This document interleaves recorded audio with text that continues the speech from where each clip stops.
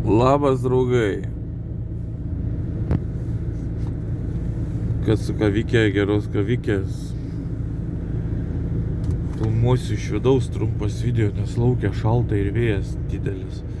Tai šnypš, nieką negirdėsit. Nors jie šnypš iš nusės. Taigi, ką pasidarėm naujajam projekte, atsikasiojom. Mum kainavo, o kaip banguriuoja vaizdą, ne? Mum kainavo atkasimas 220 eurų, kadangi čia yra mūsų dviejų projektas, tai mano ir kaimyno. Bandom sujungti jėgas ir bandom statyti namą.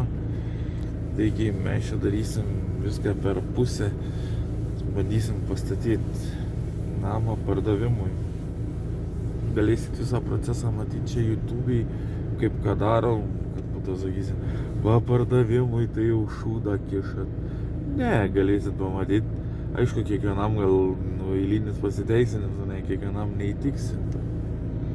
Yra kaip yra. Parodysim viską, ką darom, su kokiom medžiagom darom. Parodysim galutinį variantą, jeigu visas planas pavyks, jeigu viskas gerai. Tu negali žinot, kas bus rytoj ar kas už valandos.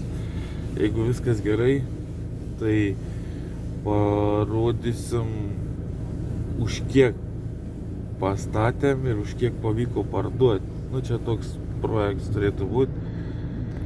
YouTube'ai turėčiau viską sukelti po biškį, nes vėl naujas projektas, rašysiuos viską į sąsiuvinį ir viską skaičiuosim.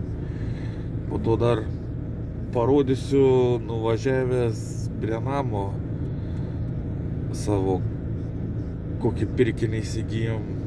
Kiti juoksis, bet man tai pirkinys. Ir va taip va, po biškį judam, dabar šalta, skambinome Smėliui, Smėlį veš Šiauliuose po 120 eurų radom už kubą. Tai vešim Smėlį ir filmuosim visus etapus, kaip ką darom ir už kiek darom. Taigi, dar kartą, kampų atmušimas 70 eurų, atkasimas 220 eurų.